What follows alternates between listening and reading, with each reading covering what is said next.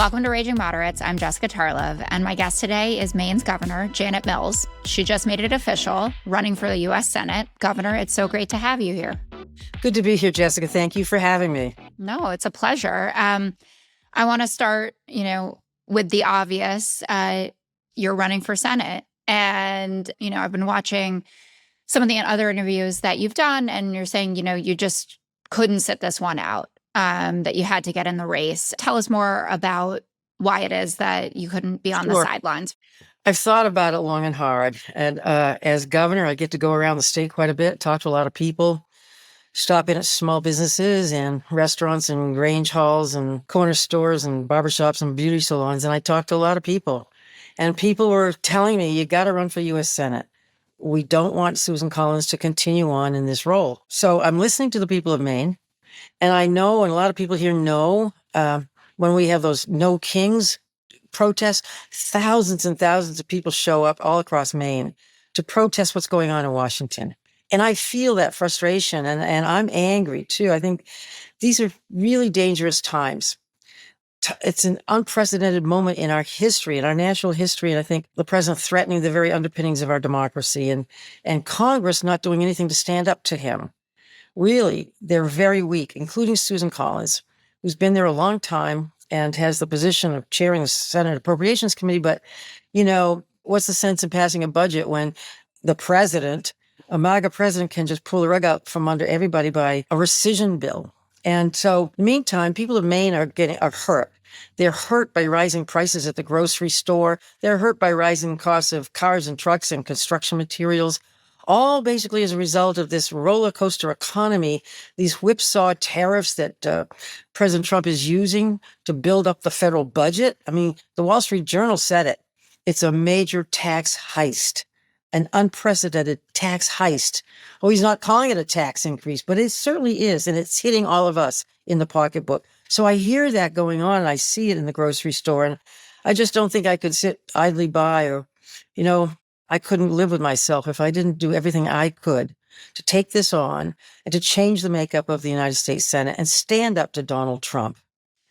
So you mentioned Susan Collins, who, if you get through this primary, which I want to talk about after, would obviously be your opponent.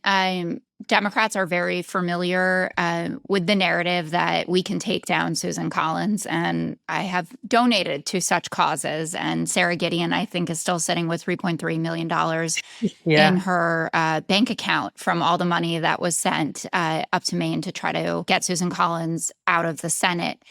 Why do you feel that she's particularly vulnerable this time, and why are you perfectly suited to run against her? Well, thanks. Listen, I know Sarah Gideon. I watched her as she served in the legislature. I was attorney general when she was Speaker of the House, and then I was governor. And, she's a good person. She had only run for House of Representatives. That means like 6,000 or 7,000 people voted for her. She was untested in that sense, in the context of a statewide race, which is far different than a House of Representatives race. And everyone we've run against her in the past, against Susan Collins, has been untested, truly. And I've run and won 2 statewide races and won by increasing margins. I beat a former governor, Paul LePage, who said he was Trump before Trump. I beat him by 13 points. I beat him in his hometown by a couple thousand votes. I beat him in the town where he had been mayor by a couple thousand votes. So, he's still kind of smarting over that. And regardless, I won 2 statewide races. I've also delivered for Maine people. First day in office, I expanded health care, medical care, Medicaid for 100,000 people in Maine who basically didn't have it before. I provided free community college for recent high school grads, provided universal free meals in the public schools, something that had never happened before, expanded pre-K and expanded other programs and expanded the right to reproductive freedom, which is very important to me. So all the while, Senator Collins is voting for people like Robert F. Kennedy Jr., who is tearing apart our public health infrastructure and cautioning people against life-saving vaccines like the measles vaccine. I'm here fighting with Maura Healey and other Northeastern states to preserve our public health system, preserve vaccines for all comers, and keep people healthy and alive. So we're fighting against DC. I can take this fight to her because I'm experienced. I've delivered for Maine people. I've won 2 statewide elections. And I've actually stood up to Donald Trump. I'm the only one in this primary who's actually stood up to Donald Trump to his face. I think the headline in the New York Times was, "Something unusual happened at the White House today." Somebody spoke up, spoke back to Donald Trump to his face. Well, that was me. 2 weeks ago, I signed an executive order banning men from playing in women's sports. But I understand Maine, is Maine here, the governor of Maine? Not here. Are you not going to comply with it? I'm complying with state and federal laws. We are the federal law. Well, you better do it. You better do it because you're not going to get any federal funding at all if you don't. And by the way, your population, even though it's somewhat liberal, although I did very well there, your population doesn't want men playing in women's sports. So you better comply because otherwise you're not getting any federal funding. See you in court. Every state. Good. I'll see you in court. I look forward to that. That should be a real easy one. Was that a comfortable thing to do? No way. But did I feel it in my bones that I had to say to him, "You're not the law, sir. You're not the law. If you continue to think that way, I'll see you in court." And by God, we did see him in court. A few weeks later, he tried to stop federal funding for our school lunch program for 172,000 kids because of his disagreement about Title IX.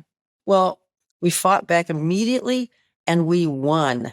And on another scale, Susan Collins voted, she was a pivotal vote to advance the so-called Big Beautiful Bill just a month or so ago. And that bill became law.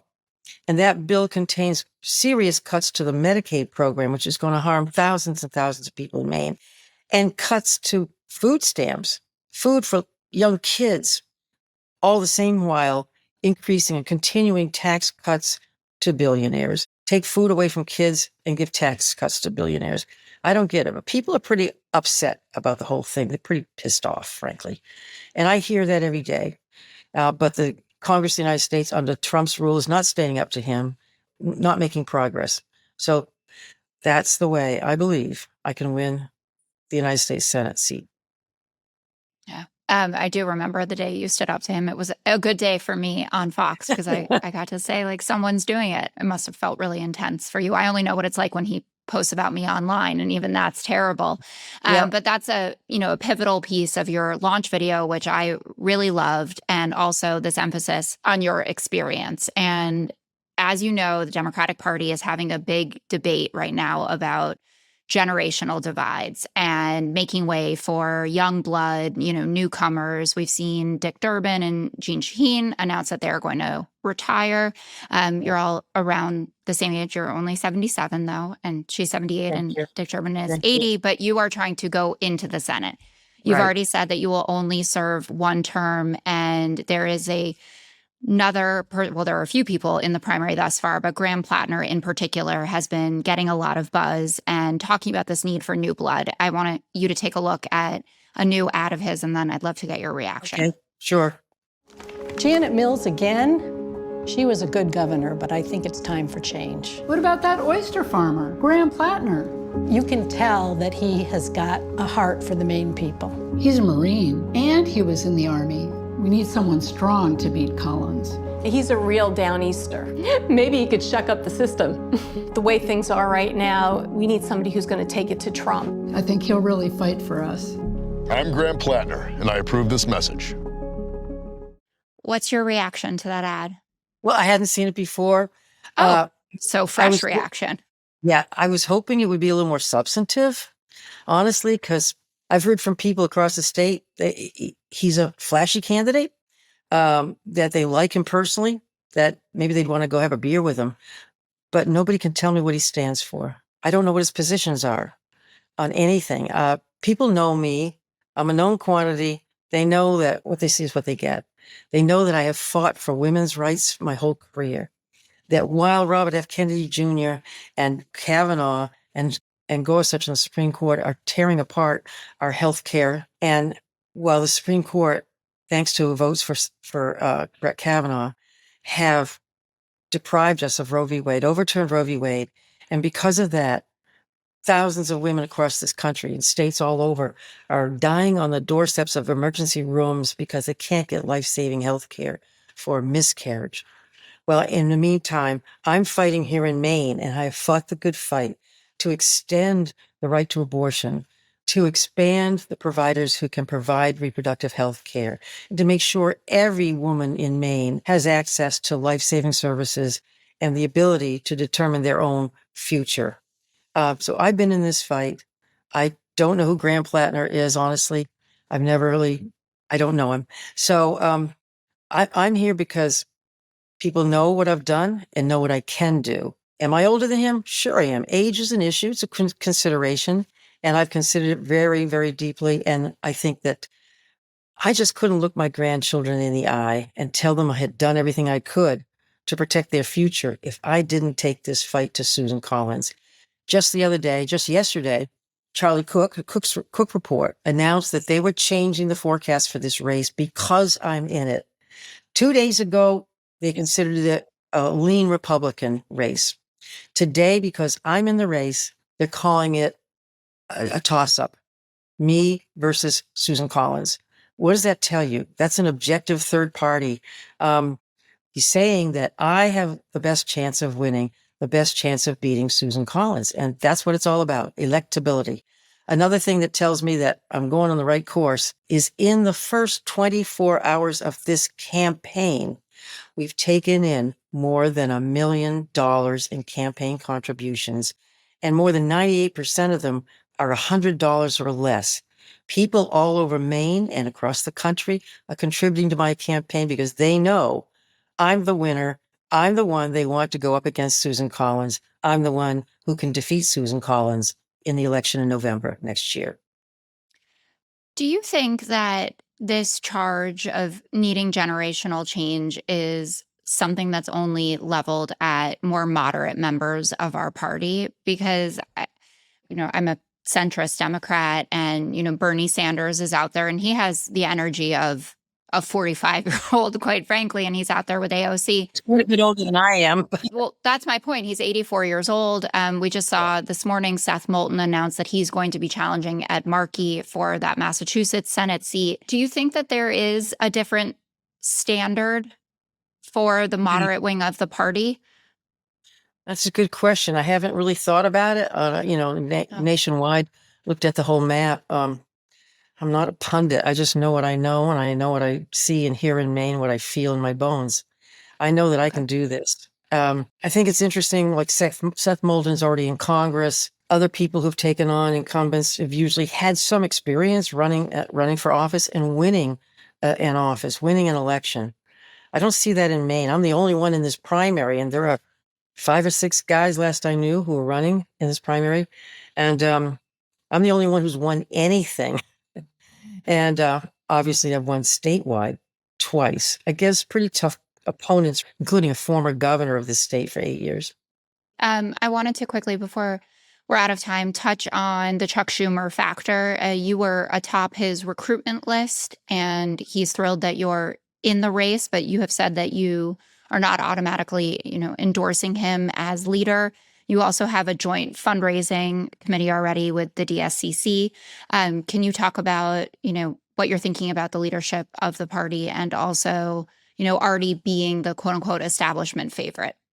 Establishment favorite. I love that, because I think I have had to fight the establishment my whole career. When people said, "Oh, a woman can't be district attorney," I took them on, I fought them, and I won. I was first woman attorney general, first woman governor in the great state of Maine. So I've taken on the establishment and the traditional thoughts out there. I don't think I'm establishment. I fought the good fight. No, Chuck Schumer is. I mean, yeah, okay. The fact that the senatorial committee likes Gotcha. you in the primary is what I meant. You're a wild woman. I just meant the Chuck Schumer factor. Thank you. Wow. But yeah, I'm pleased that they support me. For goodness sakes, I think they read the tea leaves pretty well, I think. And that's good to have that support. Just like Graham Platner's got Bernie Sanders support in fundraising and otherwise. So, bring it on. I think I don't have an opinion about who should be the leader a year from now after the elections. I haven't committed to anybody. I haven't even talked to Chuck Schumer. I think I met with him once in my whole life, and that was like 7 or 8 months ago. So I don't have a commitment to him. He's not pulling my strings. And honestly, nobody from Washington, D.C. is going to pull my strings or tell me what to do, whether it's Chuck Schumer or Bernie Sanders or Donald Trump. I think the people of Maine know that. Well, we will find out. It'll be an amazing campaign to watch. Yeah. And we desperately need to win this Senate seat. So, Governor Mills, thank you for your time. And I hope that you'll come back. Thank you so much.